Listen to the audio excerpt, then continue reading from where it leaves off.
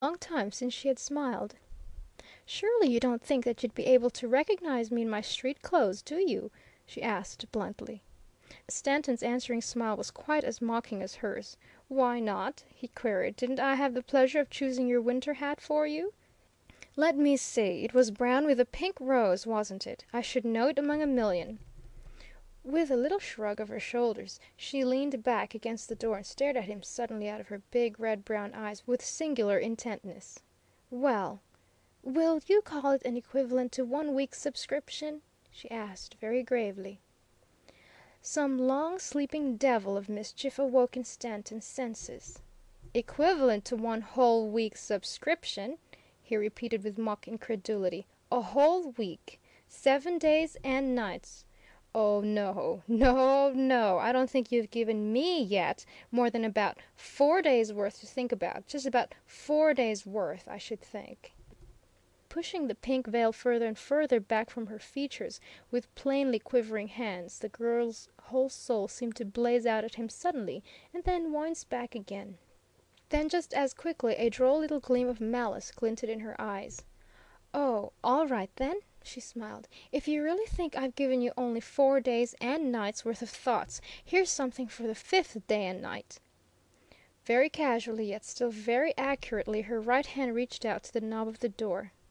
"To cancel my debt for the 5th day," she said. "Do you really, honest Injun, want to know who I am? I'll tell you. First, you've seen me before." "What?"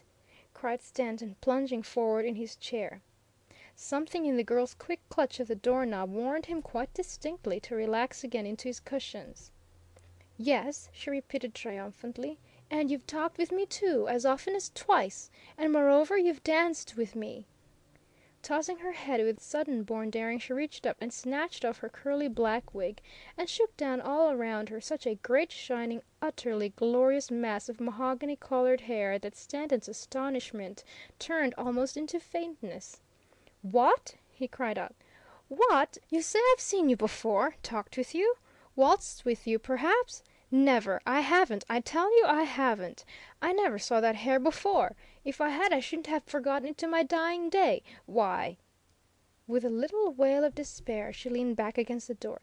"You don't even remember me now!" she mourned. "Oh, dear, dear, dear! And I thought you were so beautiful!" Then, womanlike, her whole sympathy rushed to defend him from her own accusations. "Oh, well, it was at a masquerade party," she acknowledged generously, "and I suppose you go to a great many masquerades?"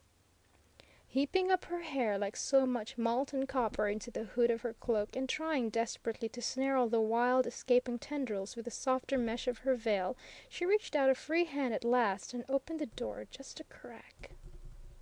"And to give you something to think about for the 6th day and night," she resumed suddenly, with the same strange little glint in her eyes, "to give you something to think about the 6th day, I'll tell you that I really was hungry when I asked you for your toast. I haven't had anything to eat today, and—" Before she could finish the sentence, Stanton had sprung from his chair and stood trying to reason out madly whether one single more stride would catch her or lose her. "And as for something for you to think about the 7th day and night," she gasped hurriedly. Already the door had opened to her hand, and her little figure stood silhouetted darkly against the bright, yellow lighted hallway. "Here's something for you to think about for 27 days and nights!" Wildly her little hands went clutching at the woodwork. "I didn't know you were engaged to be married!" she cried out passionately. "And I loved you! Loved you! Loved you!" Then in a flash she was gone. End of chapter 8.